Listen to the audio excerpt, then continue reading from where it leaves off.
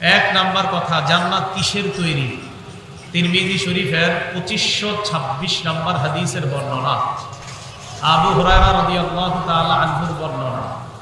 আন আবি হুরায়রা রাদিয়াল্লাহু তাআলা আনহু قال قلنا الجنة ما بناؤها يا رسول الله।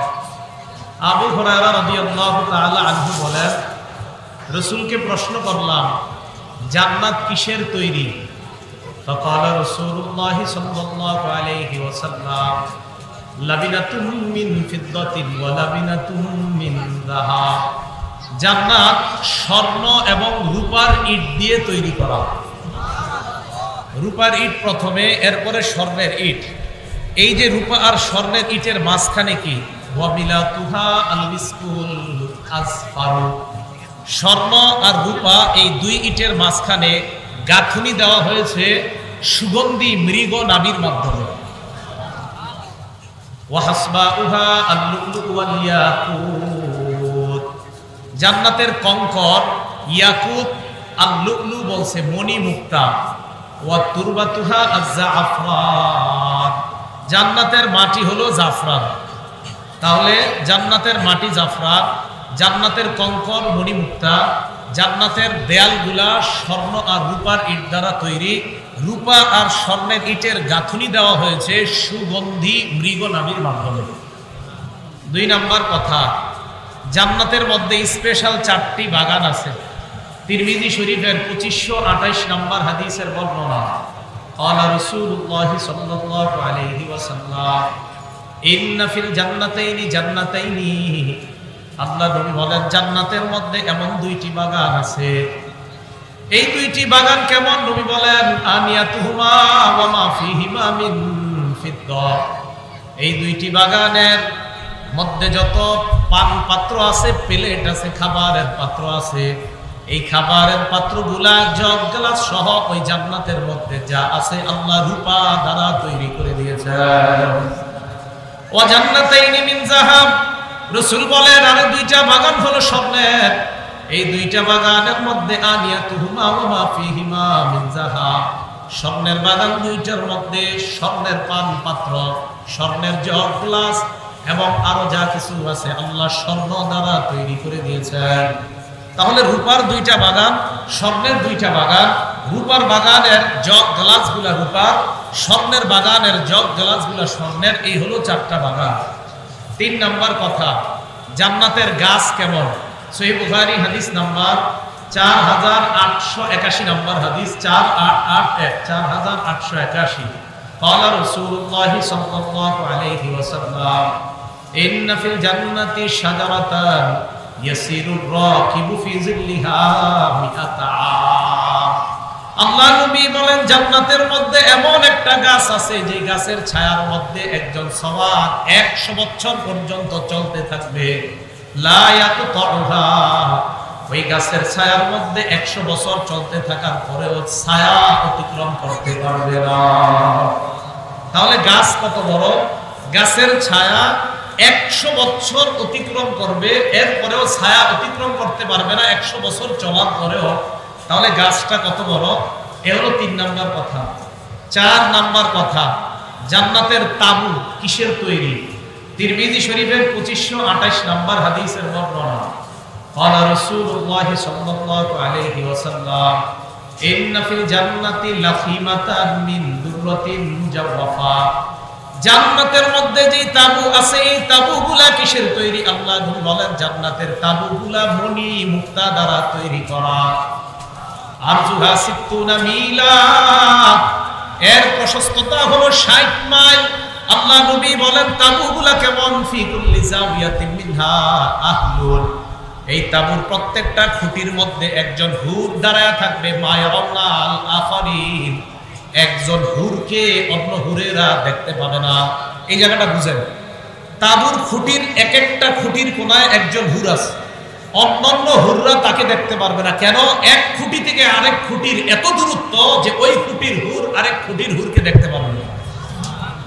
ইয়াতুফু আলাইহিম আল মুমিন। এই হুরদের সামনে দিয়ে মুমিনরা অতিক্রম করবে।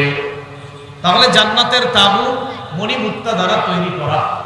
5 নাম্বার কথা, জান্নাতের স্তর আছে, মর্যাদার স্তর।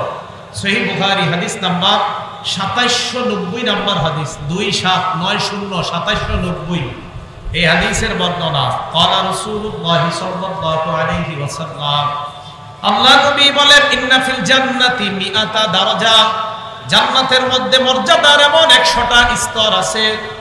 আ'আদ্দাহাল্লাহু লিল মুজাহিদিনা ফি সাবিলিল্লাহ, এই 100টা মর্যাদার স্তর আল্লাহর রাস্তায় মুজাহিদদের জন্য আল্লাহ প্রস্তুত করে রেখেছেন। জান্নাতের স্পেশাল মর্যাদার 100টা স্তর আছে। এই স্তরগুলো আল্লাহ রাব্বুল আলামিন আল্লাহর রাস্তায় যারা জিহাদ করে তাদের জন্য আল্লাহ প্রস্তুত করে রেখেছেন। 6 নাম্বার কথা, জান্নাতের সর্বোচ্চ মর্যাদা কোনটা? তিরমিজি শরীফের 2531 নাম্বার হাদিসের বর্ণনা। ক্বালা রাসূলুল্লাহ সাল্লাল্লাহু আলাইহি ওয়াসাল্লাম, আল্লাহ বলেন, আল ফিরদাউসু আ'লাহা দারাজা, জান্নাতের মধ্যে সর্বোচ্চ মর্যাদার নাম হলো জান্নাতুল ফিরদাউস। তুফাজ্জারু মিনহা আনহারুল জান্নাতিল আরবাআ, জান্নাতের 4টা নহর এই ফিরদাউস নামক যেই বাগান আছে, সর্বোচ্চ মর্যাদা, এই সর্বোচ্চ স্তরের নিচ দিয়ে জান্নাতের 4টা ঝর্ণা প্রবাহিত হয়। ওয়ামিন ফাওকিহা ইয়াকুনুল আরশ, এই জান্নাতুল ফিরদাউসের উপরেই আল্লাহর আরশের অবস্থান। রাসূল করিম সাল্লাল্লাহু আলাইহি ওয়াসাল্লাম বলেন, ফাইদা সাআলতুমুল্লাহ ফাসআলুহুল ফিরদাউস ওয়া ফাসআলুহুল ফিরদাউস, তোমরা যখন আল্লাহর কাছে দোয়া করবা, আল্লাহর কাছে যখন জান্নাত চাইবা, জান্নাতুল ফিরদাউস তোমরা তালাশ করবা। তাহলে আমরা দোয়ার মধ্যে আল্লাহর কাছে যখন জান্নাত কামনা করব, জান্নাতুল ফিরদাউস কামনা করব। আল্লাহ আমাকে, আপনাকে, আমাদের সকলকে আমরা যেন জান্নাতুল ফিরদাউসের মর্যাদায়, আমরা যেন ওই মর্যাদায় অধিষ্ঠিত হতে পারি, আল্লাহ তৌফিক দান করেন। আমিন। 7 নম্বর একটা আশ্চর্য হাদিস, মনোযোগ দিয়ে শুনেন। তিরমিজি শরীফের 3174 নম্বর হাদিস, 3174 3174, এই হাদিসটা মন দিয়ে বুঝতে হবে।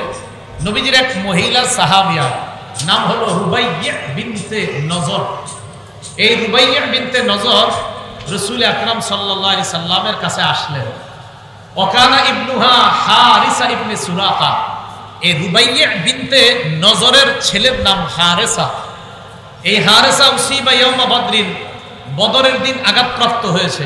আসাবাহু সাহমুন গরাবুন, একটা অদৃশ্য তীর তার শরীরে রাখছে। লাগার পর তার সন্তানটা শহীদ হয়ে গেছে। এতটুকু কথা কি আপনাদের বুঝে আসছে? এক মহিলা রাসূলের কাছে আসছে, যে মহিলার সন্তান বদরের যুদ্ধের দিন একটা অদৃশ্য তীর তার শরীরে লাগছে, লাগার পর ওই ছেলেটা শহীদ হয়ে গিয়েছে। এই মহিলার স্বামী এই মহিলা আল্লাহ রাসূলের কাছে আসছে। আসার পর বললেন, ইয়া রাসূলুল্লাহ, আমি আপনার কাছে আমার সন্তানের ব্যাপারে জানতে চাই।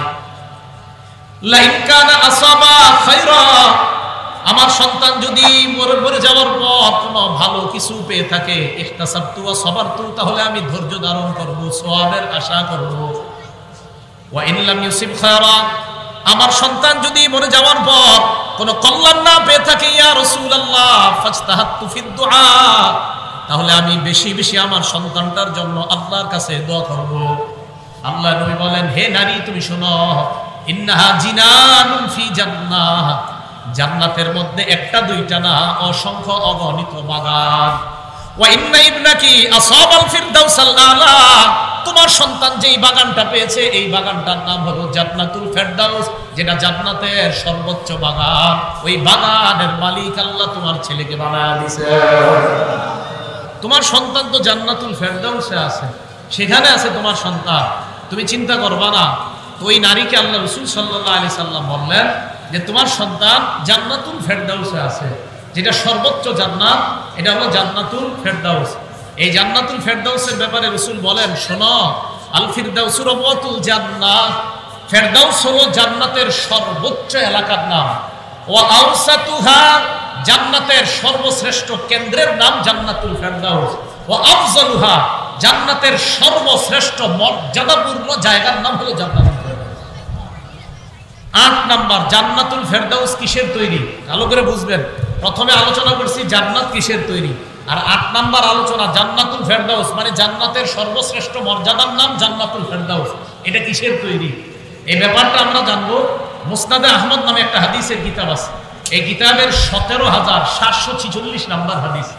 এই হাদিসের মধ্যে আসছে ক্বালা রাসূলুল্লাহ সাল্লাল্লাহু আলাইহি ওয়াসাল্লাম, আল্লাহ নবী বলেন জান্নাতুল ফিরদাউসি আরবাআ, রাসূল বলেন জান্নাতুল ফিরদাউস চারটা। বলেন জান্নাতুল ফিরদাউস কয়টা? মানে সর্বোচ্চ যে স্তর এটা হলো চারটা। সিমতানে মিন যাহাব, এর মধ্যে দুইটা স্বর্ণের, ওয়া সিমতানে মিন ফিদ্দা, আর দুইটা রূপা। বলেন তো জান্নাতুল ফিরদাউস জান্নাতের সর্বোচ্চ স্তর মোট কয়টা? দুইটা কিসের তৈরি? স্বর্ণের, আর দুইটা রূপার। রাসূল বলেন শুধু তাই নয়, ওয়া আনিয়াতুহুমা ওয়া হিলিয়াতুহুমা ওয়া মা ফীহিমা মিন যাহাব, স্বর্ণের তৈরি বাগানের যে চুড়ি আছে, বালা আছে, আর পান পাত্র যা আছে সব স্বর্ণের তৈরি, আর রূপার তৈরি বাগানের মধ্যে পান পাত্র, জগ, গ্লাস আর চুড়ি বালা সব রূপার তৈরি। তাহলে জান্নাতুল ফেরদাউসও স্বর্ণ রূপার তৈরি আমরা পেয়ে গেলাম। 9 নাম্বার, খুব ভালো করে বুঝবেন, 9 নাম্বারটা হলো সর্বোচ্চ স্তরে যারা থাকবে আর সর্বনিম্ন জায়গায় জান্নাতে যারা থাকবে, এই দুই দলকে দেখবে কিনা, এই জায়গাটা আমরা মন দিয়ে শুনি। তিরমিজি শরীফ 3658 নাম্বার হাদিস, 3658 নাম্বার হাদিস। এই হাদিসের মধ্যে রাসূল আকরাম সাল্লাল্লাহু আলাইহি সাল্লাম বলেন, ক্বালা রাসূলুল্লাহ সাল্লাল্লাহু আলাইহি ওয়াসাল্লাম, ইন্না আহলাদ দারাজাতিল উলা লা ইয়ারাহুম মান তাহতাহুম। নবীজি বলেন জান্নাতের সর্বোচ্চ স্তরে যারা থাকবে, সর্বনিম্ন জায়গায় যারা থাকবে, তারা তাদেরকে সুন্দরভাবে দেখতে পাবে। সর্বনিম্ন ওয়ালারা সর্বোচ্চ ওয়ালাদেরকে সঠিকভাবে দেখতে পারবে। এখন মন দিয়ে শুনেন নবী কি কয়, কামা তারাউনা নাজমাত তালিআ ফি উফুকিস সামা, আকাশের দিগন্তে উদিত নক্ষত্র যেমন তোমরা স্পষ্ট দেখতে পাও, আকাশের দিগন্তে কোন নতুন উদিত নক্ষত্র যেমন তোমরা স্পষ্ট দেখতে পাও, জান্নাতের সর্বনিম্ন স্তরের যারা সর্বোচ্চ স্তরের তাদেরকে ওই নক্ষত্রের মতো স্পষ্ট দেখতে পাবে। নবীজি বলেন ইন্না আবা বকর ওয়া উমর মিনহুম, সর্বোচ্চ স্তরে যারা থাকবে আমার সাহাবা আবু বকর ওমর তাদের অন্তর্ভুক্ত। আমার আবু বকর ওমর তাদের অন্তর্ভুক্ত। নবী কয় না না, ওয়ান আমার আবু বকর ওমর তো আরো উপরে অবস্থান করবে। তাহলে জান্নাতের সর্বোচ্চ জায়গায় যারা থাকবে তাদেরকে সর্বনিম্ন জায়গায় যারা থাকবে তারা স্পষ্টভাবে দেখতে পাবে। আল্লাহ আমাকে, আপনাকে, আমাদের সকলকে ওই সর্বোচ্চ স্তর জান্নাতের ফেরদাউসের মধ্যে যেন আমরা সাক্ষাৎ করতে পারি, আল্লাহ তৌফিক দান করুন। 10 নাম্বার কথা, জান্নাতের মাঝে একটার মাঝে আরেকটার দূরত্ব কতটুকু জান্নাতের? ক্বালা রাসূলুল্লাহ সাল্লাল্লাহু আলাইহি ওয়াসাল্লাম, আন্নামা বাইনা মিসরাইনি মিন মাসারি'িল জান্নাহ, এক পাশ থেকে আরেক পাশের দূরত্ব কেমন, অথবা এক কপাট থেকে আরেক কপাটের দূরত্ব কেমন? নবীজি বলেন জান্নাতের এক কপাট থেকে আরেক কপাটের দূরত্ব হলো মাসিরাতু 40 সানা, 40 বছরের দূরত্ব। কয় বছর? 40 বছর। এই হাদিসটা মুসলিম শরীফের হাদিস, 2967 নাম্বার হাদিস। মুসলিম শরীফের আমাদের মাদ্রাসার পাঠ্যপুস্তক অনুযায়ী 2967, মোট হাদিস সংখ্যা হবে 3033টা। আর মোবাইলে যারা মুসলিম শরীফটা দেখেন, ফলো করেন, ওই জায়গায় হাদিস সংখ্যা হবে 7453টা। সেটা না, আমাদের মাদ্রাসার পাঠ্যপুস্তক অনুযায়ী 3033টা হবে মোট হাদিস সংখ্যা। এই হাদিস অনুযায়ী 2967 নাম্বার হাদিসে আছে জান্নাতের এক কপাট থেকে আরেক কপাটের দূরত্ব হবে মাসিরাতু 40 সানা, 40 বছরের দূরত্ব হবে। 11 নাম্বার কথা, জান্নাতের দরজা, সহিহ বুখারী হাদিস নাম্বার 3257 নাম্বার হাদিস, 3257 নাম্বার হাদিস। ক্বালা রাসূলুল্লাহ সাল্লাল্লাহু আলাইহি ওয়াসাল্লাম, আল্লাহ নবী বলেন ফিল জান্নাতি সামানিয়াতু আবওয়াব, জান্নাতের মধ্যে দরজা হবে 8টা। বলেন কয়টা দরজা? 8টা দরজা। ফিহা বাবুন, এই 8টা দরজার মধ্যে একটা দরজা আছে ইউসাম্মার রাইয়ান, এই দরজাটার নাম হলো রাইয়ান। লা ইয়াদখুলুহু ইল্লাস সাইমুন, এই রাইয়ান দরজা দিয়ে রোজাদাররা জান্নাতে প্রবেশ করবে। জান্নাতের 8টা দরজা, একটা দরজার নাম রাইয়ান, এই রাইয়ান দরজা দিয়ে যারা রোজাদার তারা প্রবেশ করবে। 12 নাম্বার আলোচনা, জান্নাতের দরজায় কি লেখা আছে, এটা মন দিয়ে শোনেন। জান্নাতের দরজায় কি লেখা আছে? আস-সিলসিলাতুস সহিহা নামে একটা হাদিসের কিতাব আছে, এই কিতাবের 3407 নাম্বার হাদিস, 3407, 60 না 7, এই হাদিসের মধ্যে আসছে ক্বালা রাসূলুল্লাহ সাল্লাল্লাহু আলাইহি ওয়াসাল্লাম, আল্লাহ নবী বলেন জান্নাতের দরজার মধ্যে লেখা থাকবে আস-সাদাকাতু বিআশারি আমসালিহা, সদকা করার সওয়াব হলো 10 গুণ। সদকার সওয়াব 10 গুণ, এই কথাটা জান্নাতের দরজায় লেখা। ওয়াল করজু বিসামানিয়াতা আশার, আর কর্জে হাসানার সওয়াব হলো 18 গুণ। সদকার সওয়াব কয় গুণ? 10 গুণ। আর কর্জে হাসানার সওয়াব কত গুণ? 18 গুণ। এই জান্নাতের দরজার মধ্যে এটা লেখা আছে। 13 নম্বর, জান্নাতের দরজা দিয়ে কাদেরকে ডাকা হবে? এই কথাটা সহিহ বুখারীর 1897 নম্বর হাদিসে আছে। 1897, 1897। এই হাদিসে রাসূল আকরাম সাল্লাল্লাহু আলাইহি সাল্লাম বলেন, জান্নাতের একটা দরজার নাম হবে বাবুস সালাহ, আরেকটার নাম বাবুল জিহাদ, আরেকটার নাম বাবুর রাইয়ান, আরেকটার নাম বাবুস সাদাকা। এমন হবে।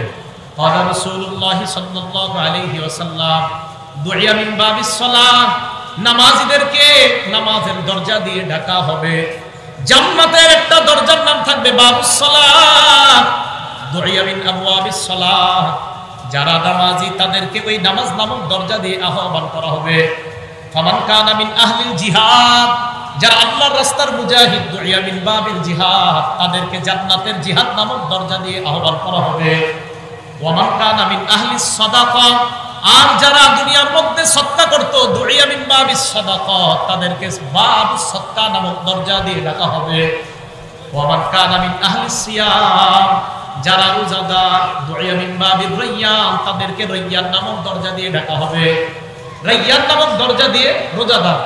বাবুস সাদাকা, এই বাবুস সাদাকা নামক দরজা দিয়ে যারা দান সদকা করে তাদেরকে ডাকা হবে। এই হাদিসের শেষে একটা মজার কথা আছে, মন দিয়ে শুনেন। যারা নামাজি তাদেরকে নামাজ নামক দরজা দিয়ে ডাকা হবে। যারা মুজাহিদ তাদেরকে বাবুল জিহাদ দিয়ে ডাকা হবে। আবু বকর সিদ্দিক রাদিয়াল্লাহু তাআলা আনহু আল্লাহ রাসূল সাল্লাল্লাহু আলাইহি সাল্লামকে বললেন, ইয়া রাসূলুল্লাহ ফাহাল ইউদআ আহাদুম মিন তিলকাল আবওয়াবি কুল্লিহা, হুজুর এই যে দরজাগুলোর কথা বললেন আপনি, এই সব দরজা দিয়ে কাউকে ডাকা হবে এমন কেউ আছে কিনা? নামাজিকে নামাজের দরজা দিয়ে ডাকা হবে, রোজাদারকে রোজার দরজা দিয়ে ডাকা হবে। হুজুর সব দরজা দিয়ে এক ব্যক্তিকে ডাকা হবে এমন কেউ আছে কিনা? আল্লাহ রাসূল বললেন, হ্যাঁ এমন আছে। আরজু আন তাকুনা মিনহুম, অসংখ্য মানুষকে এমন দরজা দিয়ে ডাকা হবে। আবু বকর, আমার আশা যাদেরকে জান্নাতের 8টা দরজা দিয়ে ডাকা হবে তাদের একজন তুমি আবু বকর। তোমাকে সব দরজা দিয়ে আহ্বান করা হবে। তাহলে জান্নাতের দরজায় যদি আমরা ঢুকতে চাই তো বিভিন্ন দরজার আমল বিভিন্ন, কিন্তু আমরা যদি চাই সব দরজা দিয়ে ঢুকবো তাহলে আমাদেরকে একদম মুস্তাহাব্বাত সহ সমস্ত আমলগুলো একনিষ্ঠভাবে করতে হবে। আল্লাহ আমাদের সকলকে 8 দরজা দিয়ে আমাদেরকে যেন আহ্বান করা হয় এমন যেন আমরা হতে পারি, আল্লাহ তৌফিক দান করুন। 14 নম্বর কথা, জান্নাতে সর্বপ্রথম যারা প্রবেশ করবে তাদের অবস্থা কেমন হবে? সহিহ বুখারী হাদিস নাম্বার 3327, 3327 নম্বর হাদিস। ক্বালা রাসূলুল্লাহ সাল্লাল্লাহু আলাইহি ওয়াসাল্লাম, আল্লাহ নবী বলেন, ইন্না আউওয়ালা যুমরাতিন ইয়াদখুলুনাল জান্নাহ আলা সূরাতিল কমারি লাইলাতাল বাদ। নবীজি বলেন, সর্বপ্রথম যেই দলটা জান্নাতে প্রবেশ করবে তাদের চেহারাগুলো হবে পূর্ণিমার চাঁদের মতো উজ্জ্বল। সর্বপ্রথম যারা জান্নাতে যাবে বলেন তো তাদের চেহারা কিসের মতো উজ্জ্বল হবে? রাসূল বলেন, তারা জান্নাতে যাওয়ার পর লা ইয়াবুলুনা, প্রস্রাব করবে না, ওয়ালা ইয়াতাকাব্বাতুনা, তাদের বাথরুমের প্রয়োজন হবে না, ওয়ালা ইয়াতফিলুনা, তারা থুতু ফেলানোর প্রয়োজন হবে না, আমশাতুহুম আয-যাহাব, তাদের চিরুনিগুলো হবে স্বর্ণের চিরুনি, আনিয়াতুহুম আল-ফিদ্দা, তাদের পান পাত্রগুলো হবে রূপা। জান্নাতীরা খাবার খাওয়ার পর তাদের প্রস্রাব পায়খানার বেগ হবে না। তুআমুহুম, তাদের খাবারগুলো এমন অবস্থা হবে যখন পেট ভরে যাবে ঘামের সাথে সুগন্ধি হয়ে আল্লাহ তাদের ওই খাবারের হজমটা ওই ঘামের সাথে বের করে দেবে। এগুলো 14 নাম্বার। শেষ কথা মন দিয়ে শোনেন, 15 নাম্বার। সর্বশেষ যেই ব্যক্তি জান্নাতে প্রবেশ করবে, মুসলিম শরীফের 187 নাম্বার হাদিস। এই হাদিসের বর্ণনাকারীর নাম আব্দুল্লাহ ইবনে মাসউদ রাদিয়াল্লাহু তাআলা। বলেন তো কোন সাহাবার নাম বললাম? আব্দুল্লাহ ইবনে মাসউদ। উনি সাহাবাদেরকে হাদিস পড়াইতেছে, ওনার ছাত্রদেরকে উনি হাদিস পড়াইতেছে। আর আব্দুল্লাহ ইবনে মাসউদ রাদিয়াল্লাহু তাআলা আনহু قال قال رسول الله صلى الله عليه وسلم آخر من يدخل الجنة। আব্দুল্লাহ ইবনে মাসউদ রাদিয়াল্লাহু তাআলা আনহু বর্ণনা, সর্বশেষ যেই ব্যক্তি জান্নাতে প্রবেশ করবে এমন এক ব্যক্তি, রাজুলুন যে ব্যক্তি ইয়ামশি মাররাতান ওয়া ইয়াকবু মাররাতান, সর্বশেষ যে ব্যক্তি জাহান্নাম থেকে বের হবে, বের হওয়ার পর একবার সামনে যাবে, হাঁটতে হাঁটতে ওয়া ইয়াকবু মাররাতান, আবার হোঁচট খেয়ে পড়ে যাবে, ওয়া তাসফাহুন নারু মাররাতান, আগুন আবার তাকে ঝাপটা মারবে। আগুনের ঝাপটা খাওয়ার পর ওই ব্যক্তি কোনো মতে পড়ে যাবে, আবার উঠবে, আবার পড়ে যাবে, আবার উঠবে, উঠতে উঠতে হাত্তা ইদা মাজা ওয়াজাহা, এক পর্যায়ে আগুন অতিক্রম করে ওই ব্যক্তি জাহান্নামের সীমানার বাহিরে চলে যাবে। সর্বশেষ জান্নাতি ব্যক্তি জাহান্নাম থেকে বের হবে, হাঁটবে, আবার পড়ে যাবে, আবার আগুন তাকে এইভাবে ঝাপটা দিবে, আবার উঠবে, আবার দাঁড়াবে, এক পর্যায়ে আগুন অতিক্রম করে ওপাশে চলে যাবে। আগুনের ওপাশে যাওয়ার পর ওই ব্যক্তি আগুনের দিকে তাকাবে, ইলতাফাতা ইলাইহা, আগুনের দিকে তাকানোর পর ওই ব্যক্তি বলবে, আগুনকে লক্ষ্য করে বলবে, তাবারাকাল্লাযী নাজ্জানি মিনকি, আগুনকে ডাক দিয়ে বলবে, আগুন ওই আল্লাহ বড় বরকতময়, যে আল্লাহ তোমার মতো ভয়ঙ্কর অবস্থা থেকে আমাকে মুক্তি দান করেছেন। আগুনকে ডাক দিয়ে বলবে, আল্লাহ বড় বরকতময়, কারণ আল্লাহ তোমার থেকে আমাকে মুক্তি দান করছেন। এই কথা বলার পর ওই ব্যক্তি বলবে, লাকাদ আ'তানিল্লাহু শাইআন মা আ'তাহু আহাদাম মিনাল আউওয়ালিন ওয়াল আখিরিন, আল্লাহ আমাকে এমন কিছু দান করছে যা পূর্বাপর কাউকে দান করে নাই। এই জায়গাটা বোঝার চেষ্টা করেন। আগুনকে লক্ষ্য করে বলবে, এই যে তোমার থেকে আল্লাহ আমারে মুক্তি দান করছে, আমার মনে হয় এর চেয়ে বড় নিয়ামত আল্লাহ আর কাউকে দেয় নাই। হাদিস বুঝছেন, আসলে কি কাউকে দেয় নাই? হাদিসে তো, কিন্তু ওর মনে হবে যে আগুন থেকে যে আমি বের হলাম, এটাই মনে হয় সবচেয়ে বড় নিয়ামত, এত বড় নিয়ামত মনে হয় আল্লাহ আর কাউকে দেয় নাই। এই কথাটা আগুনকে লক্ষ্য করে বলবে। তো আগুনকে এই কথা বলার পর ফাতুরফাউ লাহু শাজারা, হঠাৎ তার সামনে একটা গাছ উদ্ভাসিত হবে, খুব সুন্দর একটা গাছ। তো বান্দা কিন্তু একটু আগে বলছে যে আল্লাহ আমার যে নিয়ামত দান করছে, এই নিয়ামত দুনিয়ার আর কাউকে দেয় নাই। তো যখন এই গাছটা দেখবে, গাছের দিকে তাকানোর পর ওই বান্দা আল্লাহকে লক্ষ্য করে বলবে, রব্বি আদনিনি মিন হাদিহি শাজারা লিআস্তাজিল্লা বিজিল্লিহা ওয়া আশরাবা মিন মাইহা, আল্লাহকে লক্ষ্য করে বলবে, আল্লাহ এই যে গাছটা দেখা যায়, এই গাছের নিকটবর্তী আমাকে করে দাও, আমি গাছের ছায়ায় বসতে চাই, গাছের পানি আমি পান করতে চাই। আল্লাহ তুমি গাছের ছায়া আমাকে বসাও, আমি গাছের ছায়া নিব, আমি গাছের পানি পান করব।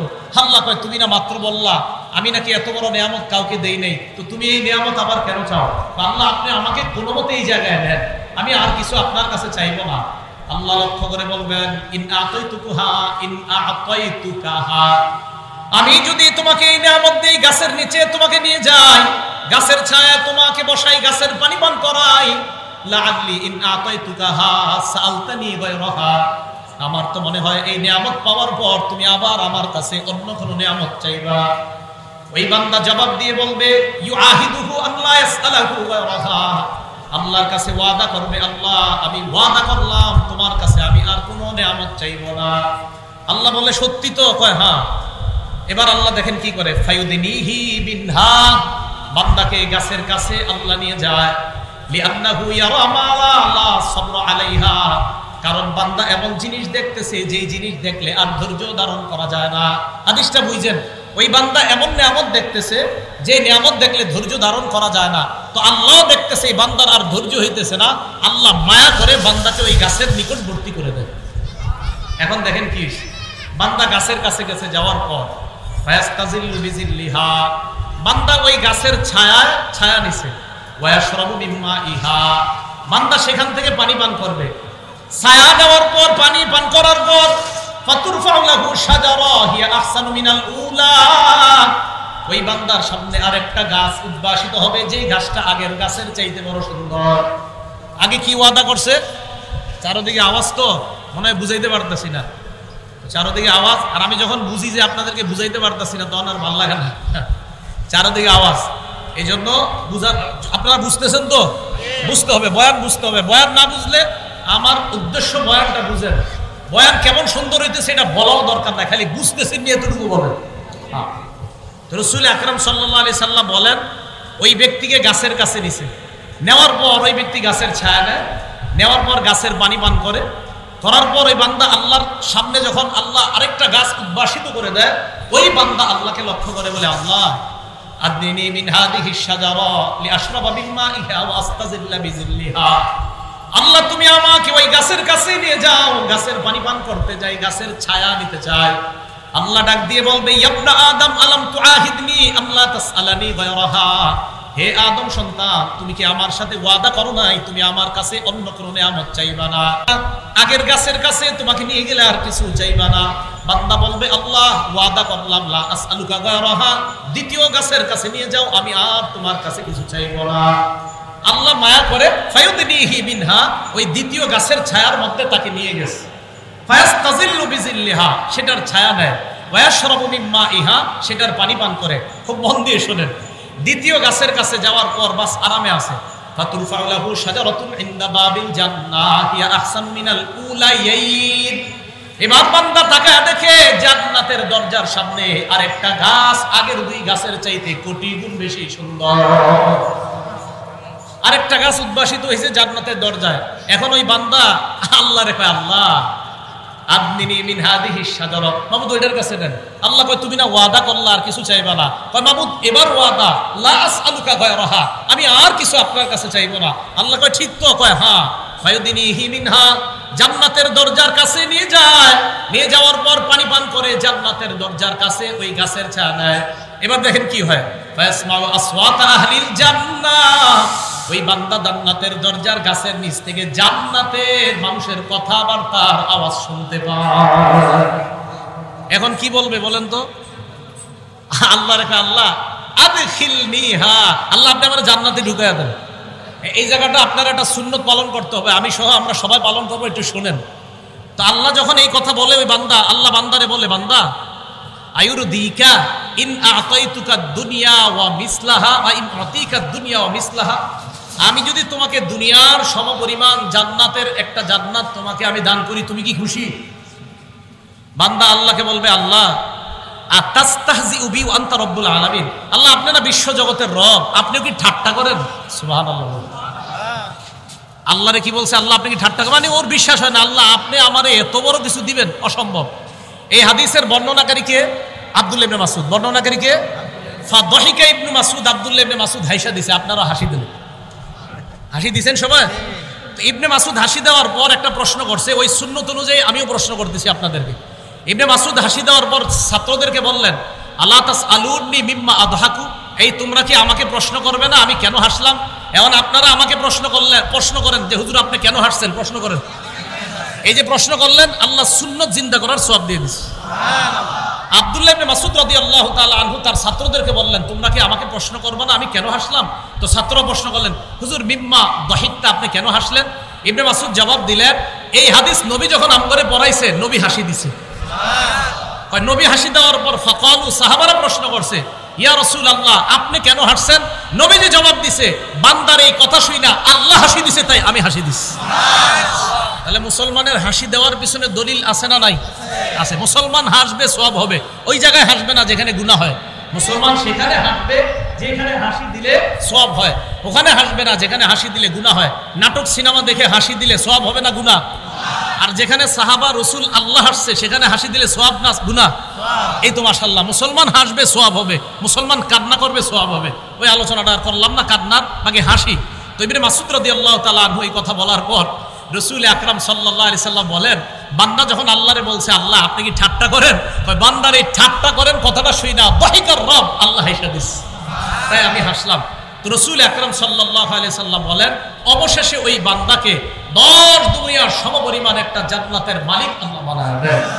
তাহলে আমরা ওই জান্নাতে যেতে যাই তো সবাই ইনশাআল্লাহ। তাহলে সূরা নাজিয়াতের 40-41 নম্বর আয়াতে আবার আসি, আল্লাহ বলেন ওয়া আম্মা মান খাফা মাকামা রাব্বিহ, যারা তার রবের সামনে দাঁড়ানোর ভয় করে, ওয়ানাহান নাফসা আনিল হাওয়া, এবং কুপ্রবৃত্তি থেকে নিজেকে হেফাজত করে, ফাইন্নাল জান্নাতা হিয়াল মাওয়া, জান্নাতটাই হবে তার ঠিকানা। আর এই জান্নাতের নিয়ামতের মালিক আল্লাহ তাকে বানায় দিবেন। আল্লাহ রাব্বুল আলামিন আমাদের সকলকে যে কথাগুলো শুনলাম, যে কথাগুলো বললাম, সবাই যেন আমরা আমল করতে পারি আল্লাহ তৌফিক দান করেন। আমিন। ওয়া আখিরু দাওয়ানা আনিল হামদুলিল্লাহি রাব্বিল